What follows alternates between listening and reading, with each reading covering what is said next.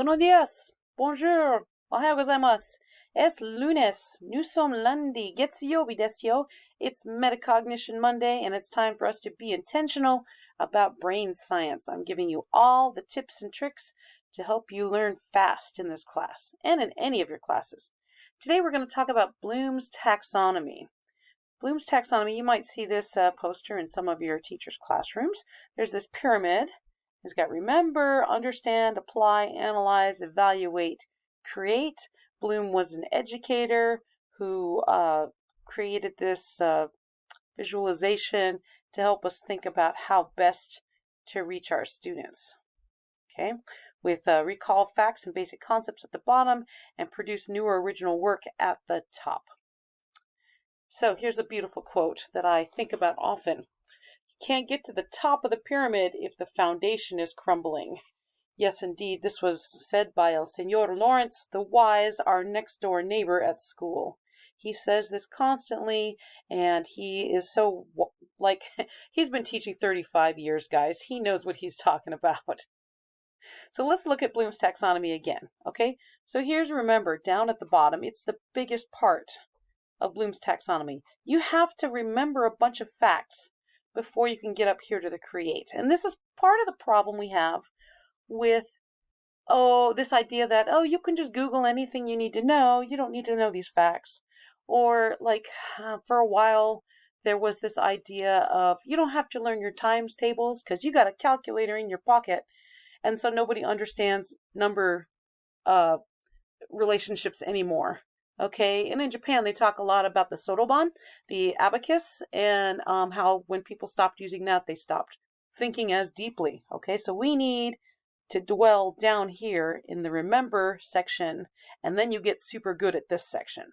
This is where genius is created after you've got the remember down here. Okay, it's hard to create new sentences when you don't have the foundation of the pyramid, which is remembering. You can only be a parrot. Do I want you to be a parrot? No, I want to play games in my class. Parrots can't sit down and play Uno. Parrots can't pretend that they're at a grocery store and go shopping, okay? They can only parrot, all right, unless you're Alex, the amazing African gray. But that's a different story that I'll tell you a different time. You already know that repetition is the key to success, and also that repetition is the key to success. Let's talk about where memory actually resides in the brain. So we've got short-term memory. We need short-term memory. It's kind of like our tabletop, but we don't want to store things in short-term memory. Okay, the information is going to be here temporarily. We need to move it into long-term memory as quickly as possible with as little pain as possible. Working memory.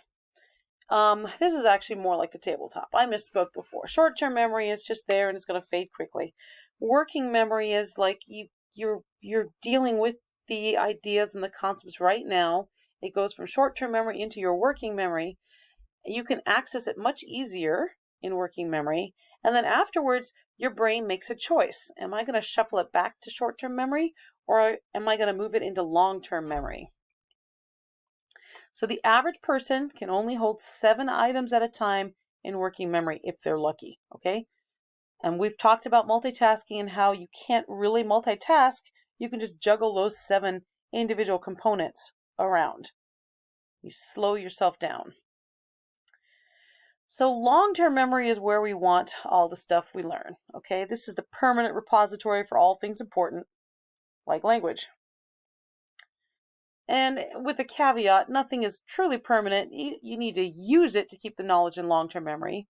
It's going to fade over time or be harder to access. I'm going to say you're not going to forget something entirely. It's just harder to access. You don't have to move it in and out of your long-term memory.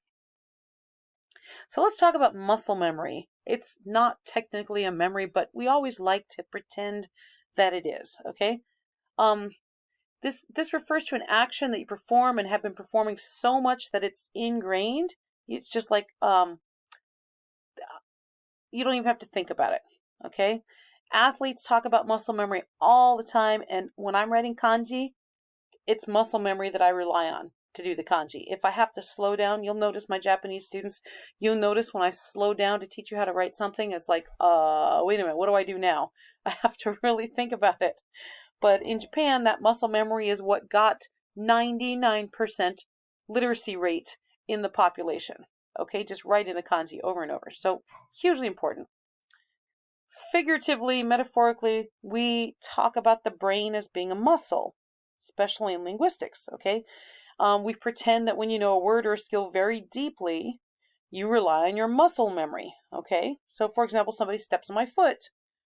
Depending on what culture I've just been in recently or what language I've been speaking recently, my muscle memory is, instead of saying, oh, sorry, I'm going to say, oh, suis désolé, or I'm going to say, oops, pardon, or I'm going to say, sumimasen, depending on what my muscle memory calls up. And it's pretty funny.